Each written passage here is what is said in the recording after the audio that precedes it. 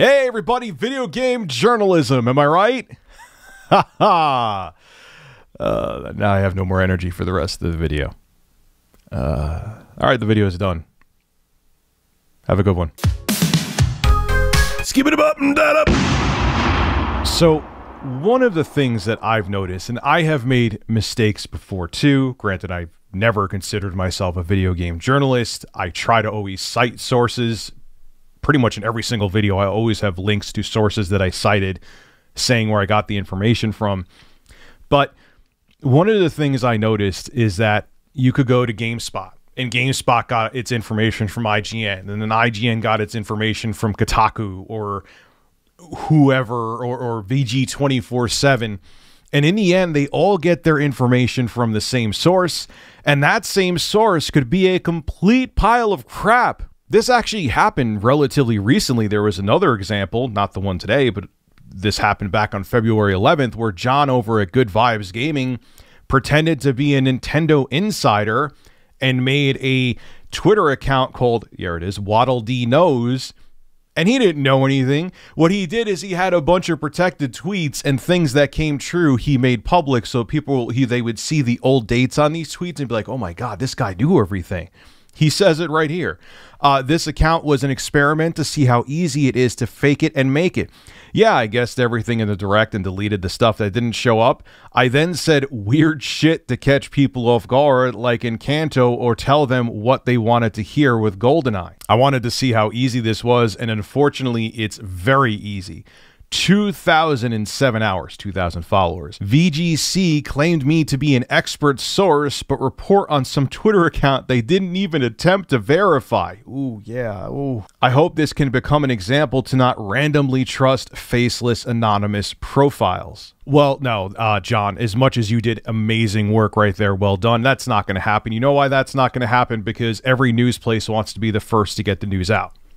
I know that's how it is too, because if I'm a day late with news, I'll have people in my comment section, bro, this is like 7 years ago, even though it was not even 24 hours ago.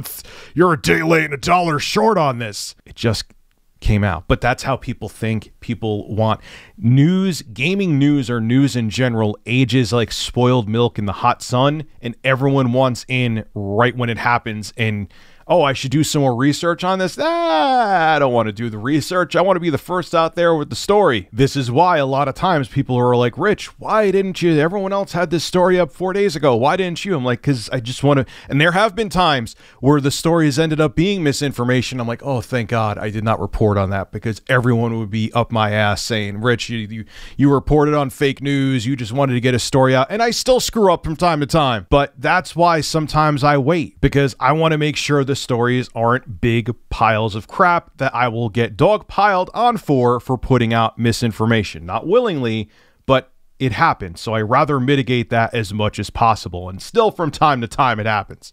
Still from time to time it happens with me. Well, a couple days ago, I put up this tweet, and I didn't say it was verified information. I literally wrote, please let this be true. And rumor, PlayStation has acquired the rights to a Konami IP, so which is it? Biggest candidate is Metal Gear, given the history between MGS and PlayStation. Then you have Silent Hill or maybe Castlevania, but here is a kicker. What if it's PES, the soccer game? EA may lose the FIFA license this year, which I don't care about soccer, football, wherever you're from. I know it's called different things in different places, but Colt Eastwood, basically, shout out to him. It already got embarrassingly debunked. The original poster was trolling, and that original poster was VG News Insider.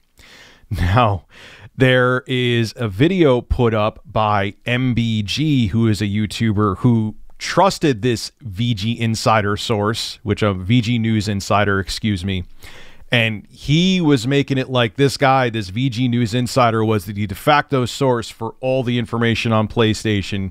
Here's a clip. Take a look. A few questions. The most important when it comes to how credible this source is, they said my last account was deleted at 10,000 followers due to a copyright strike. I will now be posting all leaks and inside info here. It's worth noting that this is legitimate. I looked into it. This individual did actually have another account, and they did get a few things right, something specifically with Nintendo. and it seems that it ended up taking their account down. So basically MBG was like, yo, this guy knows his stuff, man. They're trying to, you know, suppress him from telling the truth about his insider information on the gaming industry. He had other stuff right before. And from what I'm seeing, allegedly, he was making it all up to make sure this VG News insider seemed more legitimate so he could get more eyes on his video.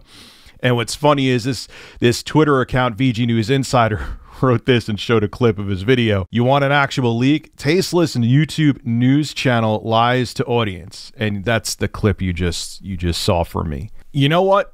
I'm sure I'm going to get caught in one of these gotcha moments. I'll be the first to admit it now, because news, even tech and gaming news, is constantly fluctuating, man. It's liquid and constantly moving, and things change really quick. And then you have people out there, especially now, who are trying to prove these YouTube news channels and actual journalists wrong. VGC, a credible gaming news journalism website, trusted Waddle Dee Knows, which was just John from Good Vibes Gaming just throwing a whole bunch of crap out there with privated tweets, or yeah, there were privated tweets, and then he would make them public, and you would see the older dates, and everyone's like, oh my God, this guy is a super insider. So now that I believe that John set this precedent, and I'm sure it's happened in the past before too, but Good Vibes Gaming really showed how easy it is to catch these gaming journalism websites just trusting these anonymous sources and making articles about them. How he caught them in 4K. Of course, other people are just going to be copycats out there. And now you're going to have, and I think it's a good thing with this. I do. You're going to have a whole bunch of other people that are going to try to trick YouTubers and gaming journalists to see if they're actually doing their jobs and checking the information. And I'm sure, like I just said before, I'm going to make a mistake too, and this may happen to me. But yeah, we all have to do better, including me. Don't just trust a source, or even if you're citing articles, check the articles that you're citing. I'm saying this to myself too, and see where they're getting the information from. Because if it's just some random Twitter account called Bob Gamer Insider Information, and that's where you're getting your information from, how do you know that's credible? Why? Because you know it's something that's going to get a bunch of clicks, so you don't care if it's credible or not? Look, everyone on YouTube wants to get views. Everyone who runs a website wants to get clicks. But you still have to maintain a certain level of credibility. We're all going to make mistakes. I've made them before too, a bunch of times, and I'm sure many of other people who do what I do have done that as well. But you got to try to do better, and I'm actually glad these people are out there catching people doing this, because it may make gaming journalism and journalism in general better if people get caught not doing their jobs. This is Rich of Review Tech USA signing out. Have a good one. Now I'm going to go curl up in a ball and feel like I'm dying again, because I still feel like crap. Have a good one.